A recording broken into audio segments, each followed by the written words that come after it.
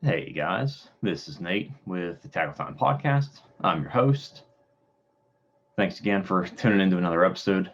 We got Lou from Lou's Lures, Philly guy, real nice, kind of salt of the earth kind of person. If you're watching this within the first few days after it comes out, Lou was nice enough. We're going to be doing a giveaway of some of his gear. So be sure to stay tuned for that. That's going to be awesome. Can't wait to give some of his gear away. And if you're unsure or you want to learn a little bit more, check out his site. That's louslures.com. So we're going to jump into the interview. Lou is a painter. He'll buy the some like famous kind of blanks for normal crankbaits and things like that, and he'll paint them up in custom colors or however you want, and really awesome. You'll see it all in the video. So if you're listening to this on a podcast, make sure you check out the YouTube video. It's definitely worth a watch.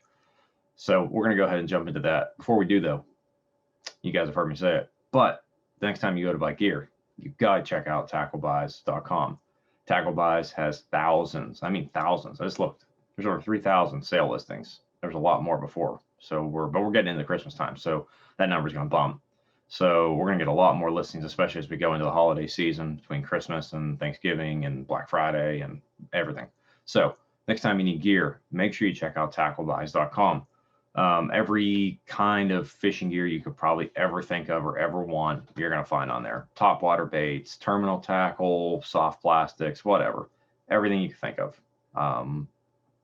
Line, rods, reels, everything. So make sure you check it out. Save a little bit of coin and have a little fun. Thanks, guys. Let's get into the interview.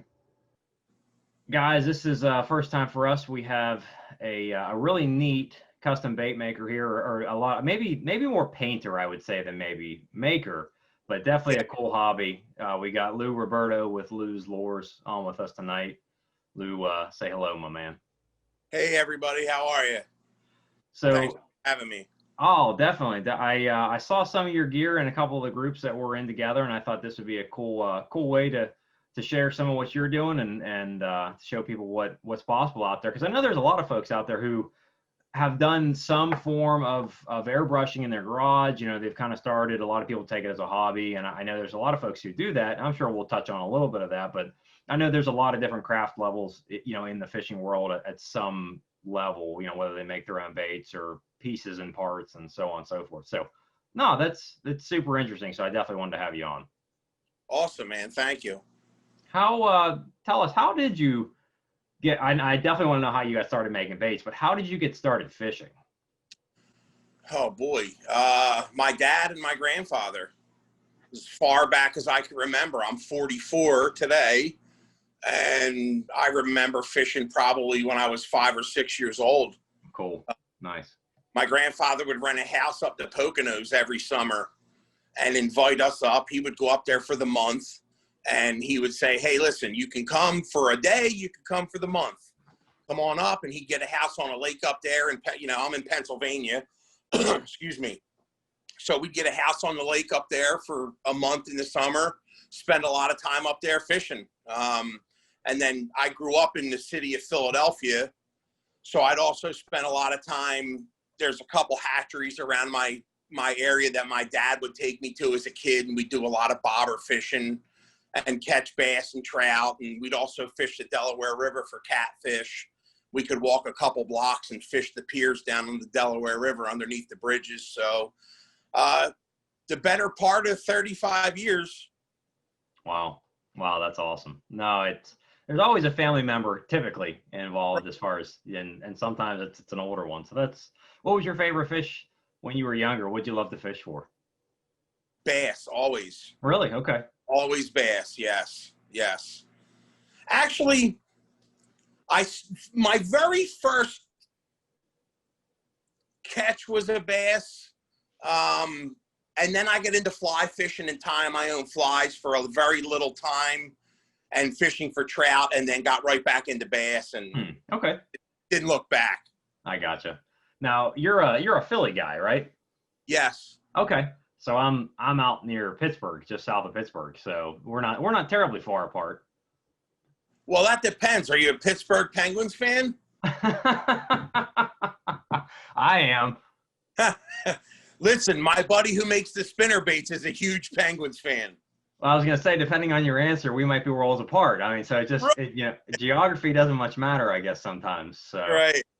No, that's cool, and that's 2 weeks in a row we've had a fellow PA fisherman on the line, on with us. So that's cool. That's really neat. Now I'm definitely curious. Like we said, there's all kinds of levels of folks who make their own portion of baits or modify baits or make parts and pieces of tackle. How did you get started into making your own lures?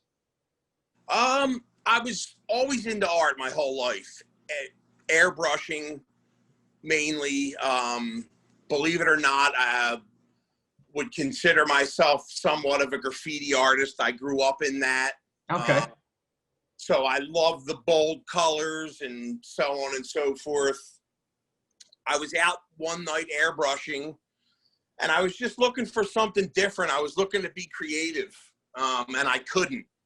I was stuck. I was at a standstill. So I was looking for something to paint, and I typed in airbrush tips and tricks. Me and my daughter were out here, and she paints with me on occasion. And we're going through different tutorials, and we find Sky Paint and Fishing Lures, and I'm like, whoa, wait a minute. Wow. That was probably about 3 years ago. And then I dove right into that. I started YouTubing and so on and so forth, seeing where I could get supplies. And over the past 3 years, built it up to what I have it now. Wow. Which is, mostly a hobby, a fun hobby / keeps me fishing when I'm not on the water type of thing. No, that's interesting. Okay. So like I said, I know people all over the place do it. If somebody wanted to get started airbrushing their own baits, because that's mostly what you do, correct? Yes. Okay. So the airbrushing is really your passion, what you excel at, and that's what really gives it the touch for you. Design, yeah, in general. Sure.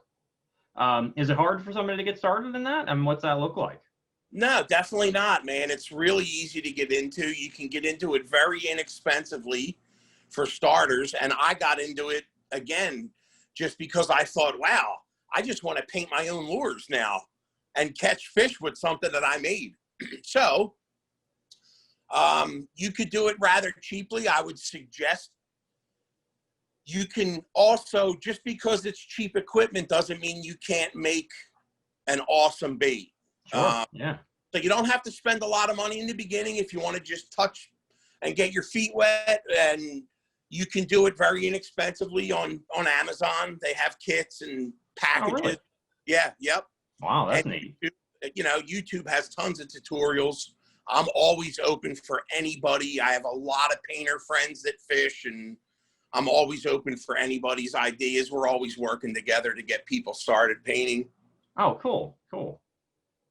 Now you're out there in your shop, the workshop, and before we jumped on, you gave me a quick little spin around. Can you do that again? I think that's really cool. I think everybody would like to see that. Yeah, sure, no problem. So I don't know, it's probably backwards on my phone, but you can listen. I love to write on everything. So I see that. You're gonna have one hell of a paint job when you guys go to move. So I try to get as many pictures as I can. You see the baits behind me with my baits or people who have caught fish on my baits. So I'll spin it around. You can kind of get the whole 360 view. I'm sure you can still hear me, but Yep. This is my little wall of fame with all these fish that have been caught on my bait. That's awesome. Yeah, so I got a little shop out here. I cut a nook out of my garage, a little portion of it. I got some easy ventilation that I put in very inexpensively. Actually, let me give you a shot of, here's actually. Oh, wow. Okay. The airbrush and all my paints and the painting station too. Oh, we lost you there. Oh, sorry. No, that's okay. No problem. We got most of everything there, I think. And there's a lot less equipment than I guess I would have expected. Yeah, I mean, there's not much to it, man. You got the meat and potatoes is the compressor, sure, which is pushing your air and your paint, your brush, and your paints. Wow. Okay. And then you can take it to levels of, you know, sky's the limit. There's no Sure. rules of art as far as I'm concerned. No, that's really interesting. Do you have a couple you can just show some of your handmade designs? Yeah, sure. Actually, so I'll show you what the blanks look like. I order them. They come in, you know, Gotcha. as many as you want. This is one of my favorites. It's called an S Crank. Okay. Just has a really cool shape to it. It swims really cool. It's kind of gritty and mean. And I just love to paint it, come up with a lot of cool. I made my own 3D stencils for this particular bait. Nice, nice. So this is what it looks like before when I get it. Mm-hmm. And then let me step away 1 second, reach over here. So this is one I like to paint. This is probably my favorite paint job. And it's kind of like original to me. I just stumbled upon it. I just call it a sunfish pattern. But so here's the bait before, Mm-hmm. and then here's the finished product. Oh, wow. That's gorgeous. So I use all kinds of different pieces of paper to make things, stencils and scales and patterns, which can all be found Gotcha. at your local dollar store, Walmart. Huh. I mean, Wow. everywhere. Yeah, it's really cool. The sky's the limit, and you create your own bait. There's nothing better than catching a fish and being able to say, for me anyway, look at this pic. I painted the bait, caught the fish. It just tells the whole story for me. No, there's something special about starting all the way from the beginning and taking it the whole way through. I totally agree.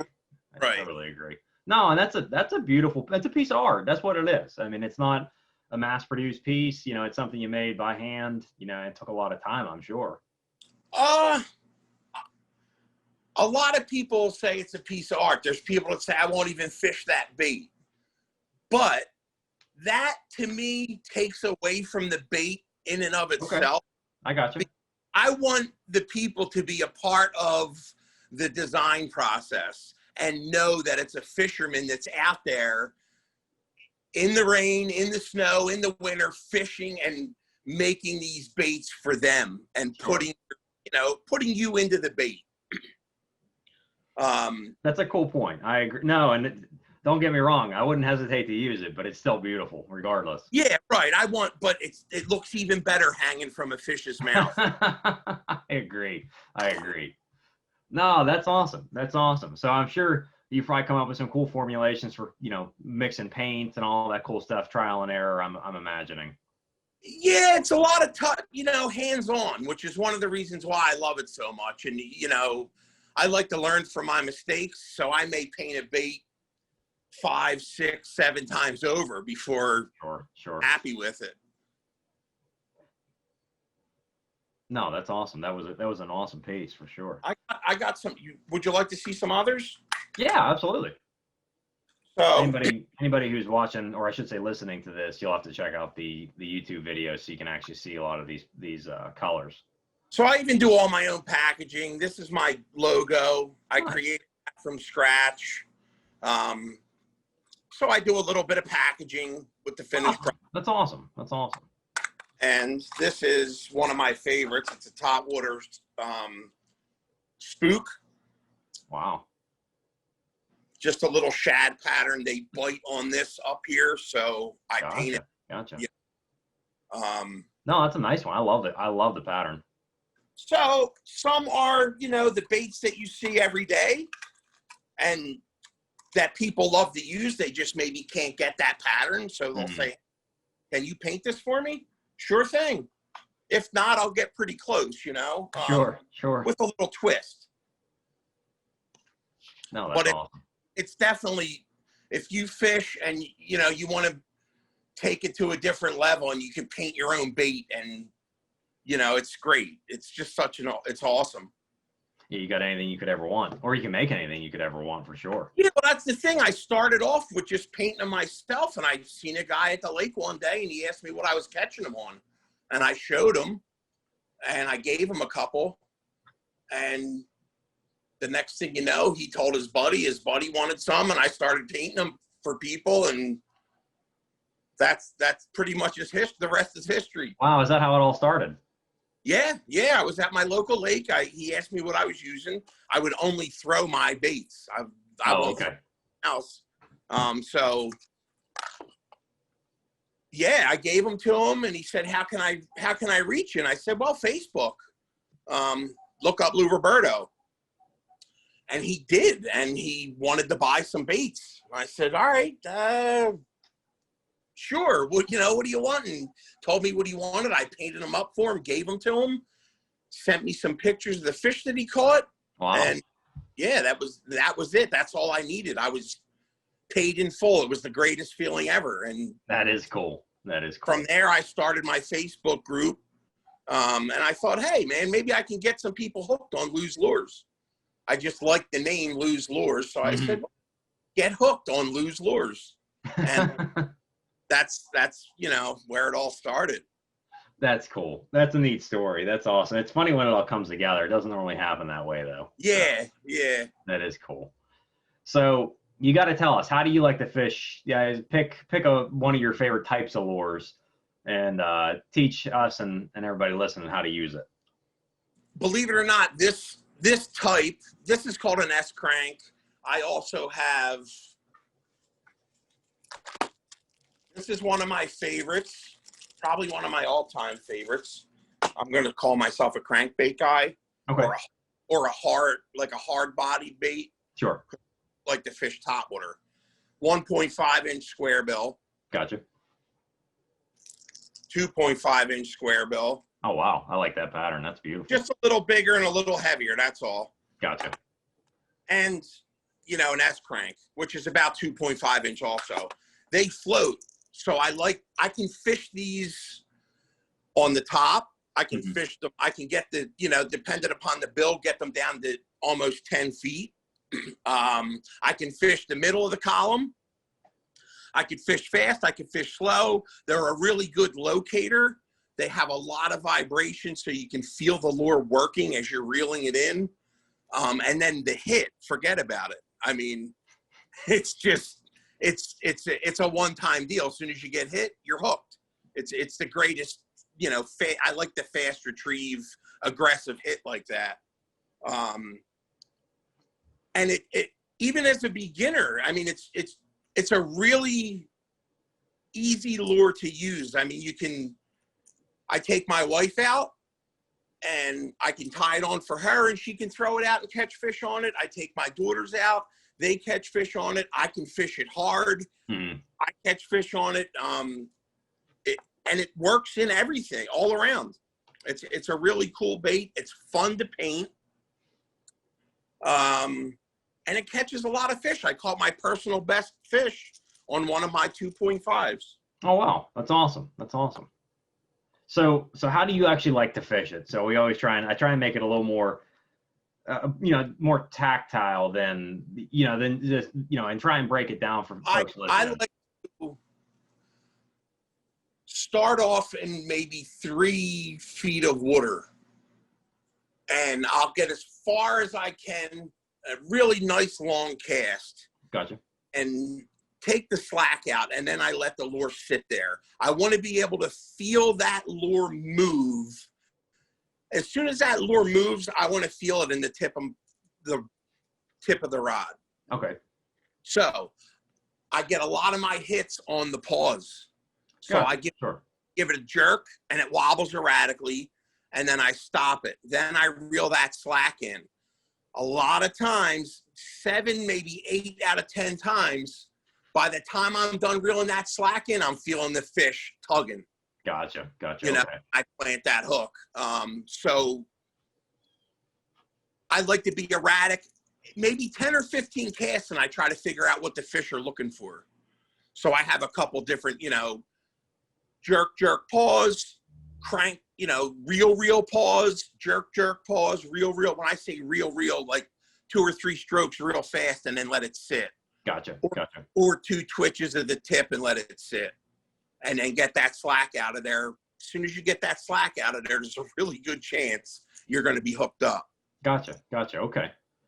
Do you have certain areas that you find work better for the way that you fish it? I mean, we talking grass lines, the open water? What are you seeing? You know, I catch them on the grass. I personally, when the grass starts growing, I'll get off the crankbait. I'm on the crankbait I'll start fishing bass again in March, the Okay. second March where I'm at. The water temps will probably be about like 38, maybe 40 degrees, and they'll be crushing the crankbait. Gotcha. Okay. Fish that up until it starts getting warm and the lily pads and the grass start growing, and then the crankbait's fun to fish the weed lines, but it's also a pain because you're catching all of the grass. Sure. So I'll switch over some of my top water poppers, which are even easier to use than the crankbait, and it's a lot of fun, explosive fun. Sure. So you fish at March and then ending when normally with the crankbaits? Probably once the top water bite starts, I'd say April, May, probably the end of May, June. Once I see them sort, like they'll start hitting this crankbait as soon as it hits the water, and I don't do anything with it. It just sits there. Okay. They'll take it off the top. Gotcha. Okay. Then I know they're hitting the top water, so I'll switch over to a top water. So right now you'd be fishing a top water if you were out there then? I'm just finishing. I'm still catching them, and a lot of my buddies around here say, "No, you're not catching them." And I do. I catch them. I force that top water as long as I can get out of it. Got it. But I am switching back over, so I just painted up a couple of these. I'm going to be running this on the water tomorrow. Nice. Okay. So you run top waters sometime from May, June up until now. Up until now, yeah. Then you switch back to crankbait. Yeah, I'm crankbaits on now, so I'll have usually a crankbait on one, a top water on one, and a spinnerbait on the other. Very rarely do I have a soft plastic on a rod. Gotcha. Okay. So what kind of rod are you normally fishing on? The medium heavy kind of rod, something a little lighter? What are you going for? I know you said you like to feel the rod tip. Yeah, I have two rods that I am actually fishing. I've been fishing really hard all summer. I have a 6'8" medium fast Daiwa rod and reel. I have the Fuego 2500 Daiwa reel, and I believe the rod is. Yeah, no need. I mean, we don't even have to get into specifics, but just a generalization. So I got a medium fast and a medium heavy. Okay. One is a custom made Philadelphia Flyers hockey rod. Nice. That I traded a guy some custom baits for a custom rod, so that was awesome. That's cool. So yeah, that's a medium heavy rod, and you can run plenty of crankbaits on a medium light to medium heavy. Gotcha. Okay, that's kind of what I figured you were. 7.5 foot long. Gotcha. Okay. Any other tips or recommendation for somebody using the S Crank or something similar as far as how to get more hookups and get more fish? Don't be afraid to change up how you're doing. I mean, you want to get a far cast out of it so you can cover a lot of water. I like to cover a lot of water, and don't be afraid to cast 10 or 15 times at that same spot and change your presentation. That's what's nice about the crankbait. You can change your presentation, on every cast and really cover a lot of water and see what they're hitting, how they want to hit it. That's what I like about it. Do you see a big difference? Do you make non-rattlers or do you mostly focus on the rattlers? I like the 1.5s. I believe the way these rattle for me, these three baits specifically are that's one of the, I love the rattles. I do have a lot of requests for the silent, so I do make them also. But I like to, I have an aluminum boat, so when you're fishing these, I can feel it on the bottom of the boat when it's coming in, Gotcha. Okay. So if I'm feeling it, I know the fish are feeling it. Definitely. Yeah, I like the rattles. I believe that sight is one of the last things that fish use. We as humans use it as first. For sure.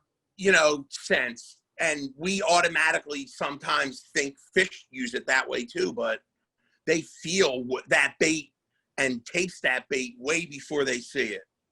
I'd have to agree. No, you're right. We focus too much on one and not around the others. So Yeah. So yes, to answer your question, I love the heavy rattles. gotcha. Okay. No, that's awesome. So tell everybody listening where they can find out more about you, how they can support you. Facebook, Lose Lures, Get Hooked. Instagram, I'm not as active on Instagram, but I am on there. Okay. And my website is loselures.com or gethookedloselures.com.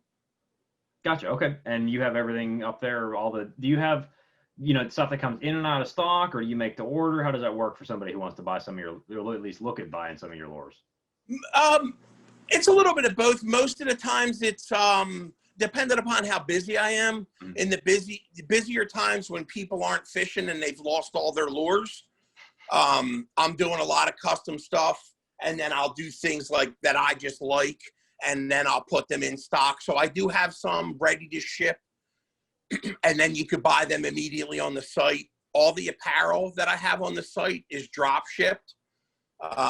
So you order that and that gets shipped right to your front door for you. Gotcha. And the baits I handle here. So when you order them, one of the big parts for me is working with the person and creating them a bait. So, we talk back and forth. They tell me what they want and tell me to put a twist on it. I like to send them pictures of the process. Nice. That's awesome. They love that. Yeah, I'm sure. And it's, maybe from the time they place their order, depending upon how busy I am, it could be 2 to 4 weeks to get it painted and shipped to their front door. Sure, I get you. No, and I think that's that's reasonable given the process, and you have a life that you do outside of this, I'm sure. So there's a lot of things that come into it. But no, that's great. I'm happy we could do this tonight and let people find out about what you have and really support you, because you have some gorgeous. Man, I really appreciate it. No, definitely. Well, I think this is a good spot to go ahead and cut this one off, and I think we're gonna go ahead and call it a night here, my man. Awesome, man. Awesome. Thank you. Well, thanks again for coming on again with us, Lou. Sure. Thanks. Have a good night. See you later, guys. Bye-bye.